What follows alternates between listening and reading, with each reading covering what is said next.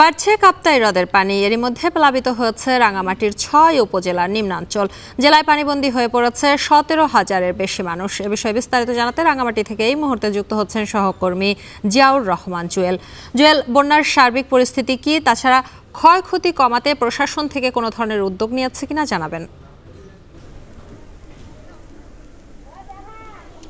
শম্পা, একটু বলি যে কাপ্তাই হ্রদের যে বাঁধের যে ক্ষেত্র সেটি হচ্ছে ৭২৫ বর্গ কিলোমিটার। এর মধ্যে যে পানির ধারণ ক্ষমতা সেটি ১০৯ ফুট। এই ১০৯ ফুটের নিচে সেগুলোই মূলত প্লাবিত হয় এই নিম্নাঞ্চলগুলো। জেলার এরকম অন্তত ৬টি উপজেলা, বিশেষ করে বাঘাইছড়ি, লংগদু, বিলাইছড়ি এবং রাঙামাটি পৌরশহর ছাড়াও জুরাছড়ি এবং বরকল, এই যে নিম্নাঞ্চলগুলো রয়েছে সেখানে আসলে বেশ নিম্নাঞ্চলগুলো প্লাবিত হয়েছে এবং সেই কারণে সেখানে অন্তত ১৭,৩০০ মানুষ পানিবন্দী রয়েছেন। সেখানে ১৭টি ইউনিয়নে পানির যে প্লাবিত সেটি হয়েছে। ঘরবাড়ি অনেকাংশে ঘরের একদম মেঝে পর্যন্ত পানি উঠে গিয়েছে।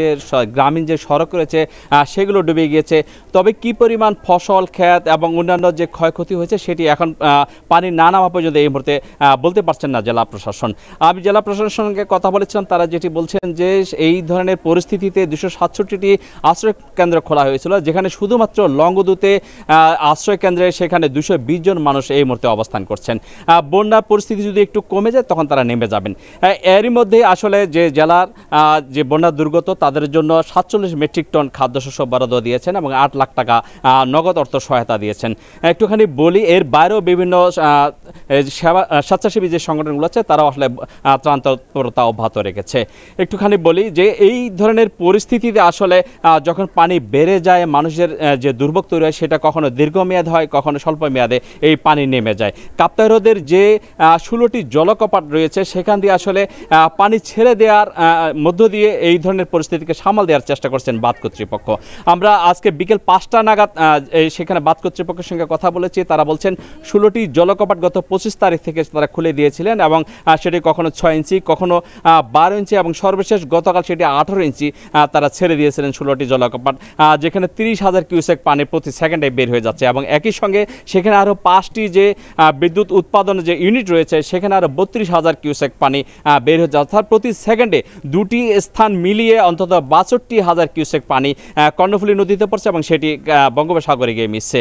এই যে এই পানি কমার সেই আজকে বিকেল ৫টা পর্যন্ত আমাদেরকে সেইখানকার যে পানির যে রুল কার্ভ রয়েছে কাপ্তাই হ্রদে সে বলছে ১০৮.৫৯ ফুট রয়েছে এবং এক মুহূর্তে থাকার কথা ৯৮.০১ ফুট, অর্থাৎ